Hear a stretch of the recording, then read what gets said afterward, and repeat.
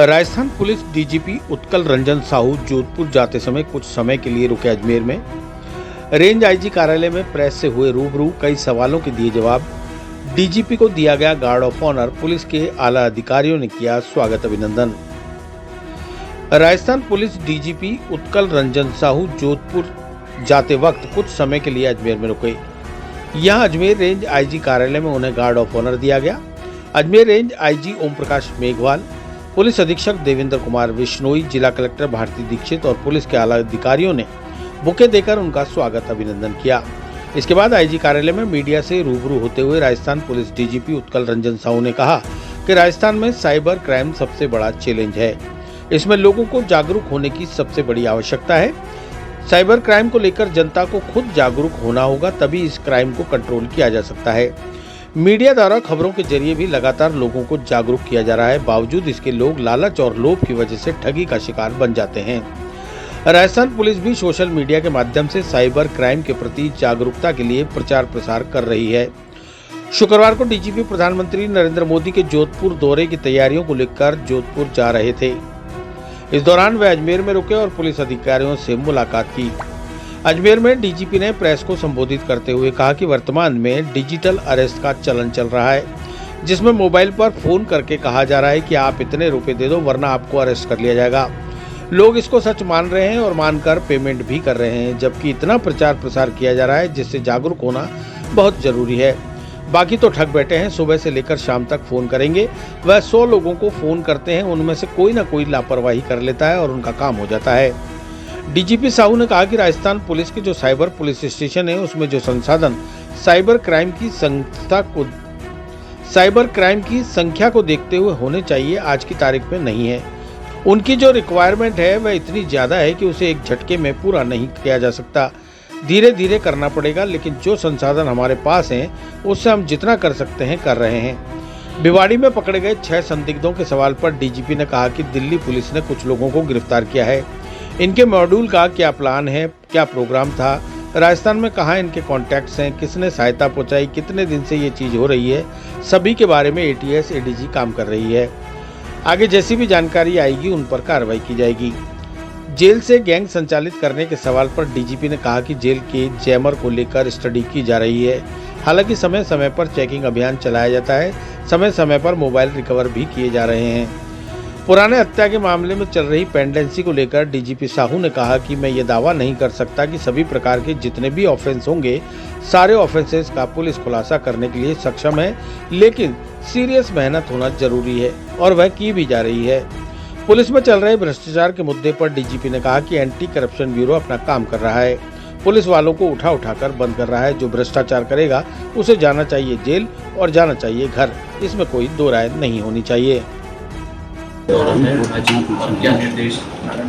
Actually माननीय प्रधानमंत्री महोदय का विजिट है जोधपुर, उसके लिए जब मैं जा रहा था तो मैं सोचा कि रास्ते में हमारे लोगों से मिल के बात करके अपने काम के बारे में और समस्या परेशानियों बात करते हुए आगे जाओ, इसीलिए रुका। सर, साइबर क्राइम राजस्थान में बड़ा पुलिस के लिए चैलेंज बना हुआ है। आप पढ़े लिखे भी हैं जो इसमें ज़्यादातर फ्रॉड का शिकार हो रहे हैं। क्या पुलिस को टेक्नोलॉजी के प्रति और ऊपर होने की ज़रूरत है और इसके लिए राजस्थान पुलिस आप क्या नवाचार कर रही है सर? नहीं, साइबर क्राइम की जो बेसिक समस्या का अगर पहला कोई चीज़ अपन ध्यान रखने की बात है वो है जनता को खुद को जागरूक होना। आप प्रेस और मीडिया में आप लोगों द्वारा बहुत समय में अलग अलग प्रकार के साइबर फ्रॉड कैसे हुआ, क्या नहीं करना चाहिए, वो सारी चीज़ें अखबार में टीवी में रेगुलरली आती रहती है और सोशल मीडिया के माध्यम से हम भी अपना प्रयास करते हैं। सभी जो राज्य के पुलिस है वो भी अपना कोशिश करते हैं कि ये सोशल मीडिया में प्रचार प्रसार करते हैं कि साइबर क्राइम में क्या करना चाहिए, क्या नहीं करना चाहिए। जनता को जागरूक होने की बहुत ज़रूरत है। अब एक आप सभी को ध्यान होगा, डिजिटल अरेस्ट का एक ऐसा चलन पड़ चुका है जिसमें टेलीफोन पे कोई फ़ोन करके कह रहा है कि आप इतने रुपए दे दो, नहीं तो मैं आपको अरेस्ट कर लूँगा या आपके परिजन किसी को ये परेशानी हो जाएगी, गिरफ्तार कर लूँगा। और लोग उसको मान रहे हैं, मान के पेमेंट कर रहे हैं, जबकि इतनी प्रचार प्रसार उसकी हो रही है। जागरूक होना पहली आवश्यकता है। दूसरा, अगर हो भी जाए तो जो 1930 और साइबर क्राइम पोर्टल है MHA का, उस पर तुरंत उसका इंफॉर्मेशन दे तो कम से कम पैसा वापस मिलने की जो संभावना है वो बहुत ज़्यादा बढ़ जाती है। सर आपने सर एक अलकायदा का नया मॉड्यूल निकला और 6 ठिकानों पर राजस्थान में छापे पड़े हैं सर, और उत्तर प्रदेश, झारखंड, राजस्थान ये रहा, तो कितना चैलेंजिंग मान रहे हैं? और ये आतंकी जो संगठन अभी एकदम सामने आए हैं, राजस्थान कितना सुरक्षित है आपकी नज़र में? मैंने मीडिया में और टीवी में देखा था। इससे पहले दिल्ली पुलिस ने हमसे सहायता मांगी थी उस कार्रवाई में। अब एग्जैक्टली जो किस प्रकार का मॉड्यूल है और उस मॉड्यूल का क्या प्लान और प्रोग्राम्स था, राजस्थान में कहाँ इनके कॉन्ट्रैक्ट्स हैं, कौन इनको सहायता पहुंचाई, उन्होंने कितने दिन से ये सब चीज़ें हो रही थी, इस सब की जानकारी करने के लिए हमारे ATS का जो ADG हैं उनके लोग इस पे लगे हुए हैं। आगे इसका पूछताछ करेंगे, मालूम करेंगे, और जैसे इंफॉर्मेशन आएगी कोशिश यही करेंगे। ये हमारा काम है कि राजस्थान को हम ऐसे काम के लिए कि इस धरती पे नहीं हो, ये हम बिल्कुल राजस्थान पुलिस को इन्फॉर्मेशन नहीं थी, मतलब इसका मतलब आपके से ये है कि राजस्थान पुलिस को इन्फॉर्मेशन नहीं थी, अब अपन इसके ऊपर तहकीकात कर रहे हैं ATS के द्वारा। हाँ, ये जो कल का जो घटनाक्रम हुआ है जिसमें दिल्ली पुलिस ने कुछ लोगों को गिरफ्तार किया है, उसकी डिटेल्स हमारी ATS तहकीकात कर रही है। सर दूसरा, अभी साइबर सेल से जुड़ा हुआ मामला था सर, अपनी साइबर सेल इतनी ज्यादा स्ट्रॉन्ग नहीं है, मामले आते हैं सामने, आने के बाद ही कुछ ही लोगों को हम रिहाई दे पाते हैं या वो रेमेडी दे पाते हैं, लेकिन जितना सक्षम हमें होना चाहिए अभी उतने सक्षम नहीं हो पाए, ऐसा मान रहे हैं? उतने सक्षम राजस्थान पुलिस की जो साइबर पुलिस स्टेशन है, साइबर पुलिस स्टेशन पे जो संसाधन, जितनी साइबर क्राइम की संख्या को देखते हुए होनी चाहिए, आज की तारीख में है नहीं। और जो उसका रिक्वायरमेंट है वो इतना ज़्यादा है कि आप एक झटके में नहीं भी कर सकते, धीरे धीरे करना पड़ेगा। लेकिन जो संसाधन हमारे पास है उसके तहत जितना हम कर सकते हैं उतना कर रहे हैं। और मैं जैसे साथ में मैं ये कह रहा हूँ कि अगर टाइमली साइबर क्राइम पोर्टल पे साइबर क्राइम का सूचना किसी ने दर्ज करा दी तो वो अपराधी भले ही विदेश में बैठा हो, हमारे पास नहीं आए, लेकिन जो उनका फ्रॉड का राशि है उसके मिलने की संभावना बहुत हो जाती है। और जो लोग बहुत जल्दी करते हैं उनको पैसा वापस मिलता है। सर लगातार ये साइबर क्राइम बढ़ रहा है, आपको रोकने के लिए सर कोई नया आपके पास में प्लान है, नवाचार कर रहे हैं कोई इस चीज़ के लिए? आतंकवाद और संगठित अपराध को रोकने के लिए? संगठित अपराध के लिए हमारा AGTA बना हुआ है और उस बढ़िया काम कर रहा है वो। सरकार ने अभी जो दिसंबर के महीने में AGTA की जो गठित किया था वो काम अच्छा कर रहा है संगठित अपराध। सर नौकरी काफी कम रहती है और छुट्टियों की ज्यादा बीच में बात आई थी कि पुलिस कर्मियों को छुट्टी दी जाएगी, वीकली ऑफ दिए जाएंगे, इस पे इम्प्लीमेंट नहीं हो पाता है। ना उसमें अभी कोई विचार नहीं हुई है।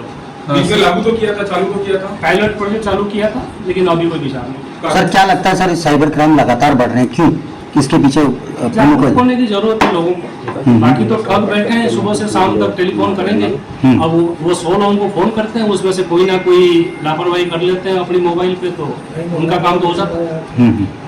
ठीक है सर, राजस्थान पुलिस गैंगस्टर्स पर लगातार कार्रवाई कर रही है, लेकिन जो ये गैंगस्टर्स हैं, आप जिनको पकड़ करके जेल भिजवाते हैं, वही गैंगस्टर जेल से ही अपना गैंग को संचालित कर रहे हैं। प्रदेश की एकमात्र हाई सिक्योरिटी जेल अजमेर में, लेकिन अपने संसाधनों की वजह से वो लूज रही है।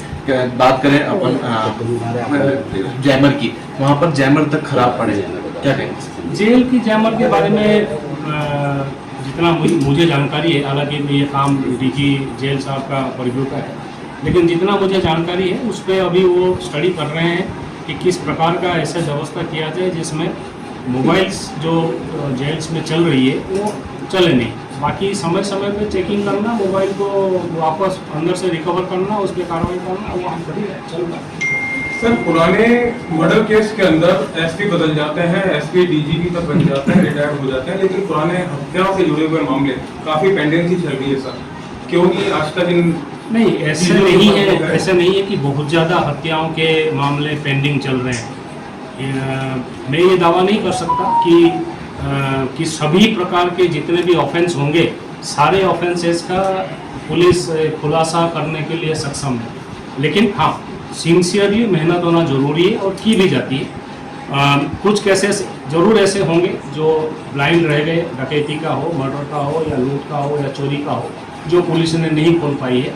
ये बात सही है कि कुछ ऐसे रह भी जाती है जो बावजूद प्रयास के पुलिस नहीं कर पाती, तो दफ्तर दाखिल हो जाती है। होती है नेचुरल है। जब नहीं कर पाएंगी तो दाखिल दफ्तर में।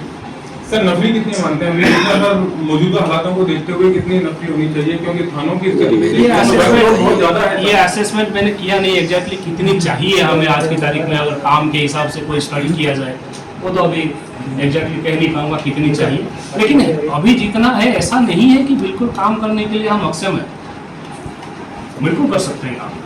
पुलिस और भ्रष्टाचार को रोकने के लिए कुछ है? भ्रष्टाचार को पुलिस और भ्रष्टाचार को रोकने के लिए कुछ योजना है? पुलिस ने भ्रष्टाचार को रोकने के लिए जी। एंटी करप्शन ब्यूरो अपना काम कर रही है। आप अखबार में पढ़ रहे होंगे पुलिस वालों को उठा उठा के बंद कर रही है। बावजूद इसके लिए बिल्कुल बंद होना चाहिए। जो भ्रष्टाचार करेगा जाना चाहिए जेल और जाना चाहिए घर, इसमें कोई दो राय नहीं है।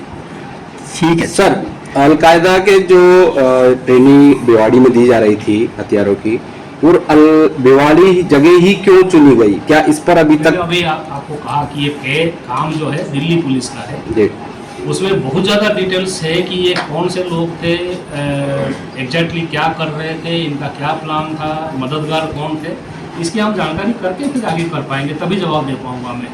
क्योंकि ऐसा तो नहीं कि कल जब वो जब तक का काम नहीं हुआ था हमें पता नहीं था। अब देखते हैं आगे। तो राजस्थान पुलिस भी अलग से काम करेगी इस पर? बिल्कुल इस पे जो लोग हैं, अब ये हमारे धरती से अगर कोई चीज़ हुआ है राजस्थान की धरती से, इसको जानकारी करके हमें जो करना चाहिए वो तो हमें करेंगे। जी, उदयपुर में हाल ही में चाकूबाजी स्कूल में हुई और एक बच्चे की मौत हो गई, तो इसको लेकर अब ऐसी घटना ना घटे तो पुलिस क्या पहलुओं पर? उदयपुर की घटना जो है वो स्कूल में दो पढ़ने वाले विद्यार्थियों की आपसी झगड़ा वो आगे तक पहुंच गया। जी, अब स्कूल में दो विद्यार्थियों की आपस में झगड़ा नहीं हो, इसकी तो गारंटी मेरे हिसाब से शायद कोई नहीं दे सकता। लेकिन हाँ, राजस्थान सरकार ने उस घटना के बाद ये आदेश जारी कर दिया कि नुकीली चीज़ें, चाकू टाइप की चीज़ें ये स्कूल के अंदर जाए नहीं, विद्यार्थी के पास रहे नहीं, और ऐसी चीज़ें अगर स्कूल के अंदर नहीं जाएगी तो ऐसी घटना होगी नहीं। सर एक छोटा सा सवाल सर, कोलकाता में जो ट्रेनिंग डॉक्टर की मर्डर हुआ, वहाँ पे FIR बाद में हो रही है, पोस्टमार्टम पहले हो रहा है, सर पुलिसिंग का कितना ये मानते हैं कि इस तरीके के हालात सही रहते हैं क्या? कलकत्ता का बारे में टिप्पणी तो मैं नहीं कर सकता, मैं अखबार में पढ़ रहा हूँ कलकत्ता के इंसिडेंट की, वहाँ तो टिप्पणी नहीं कर पाऊंगा। लेकिन घटना का सूचना मिलने पे वहाँ जाना और उसी अनुसार कार्रवाई करना ये हमारी जिम्मेदारी है। धन्यवाद सर। Thank you.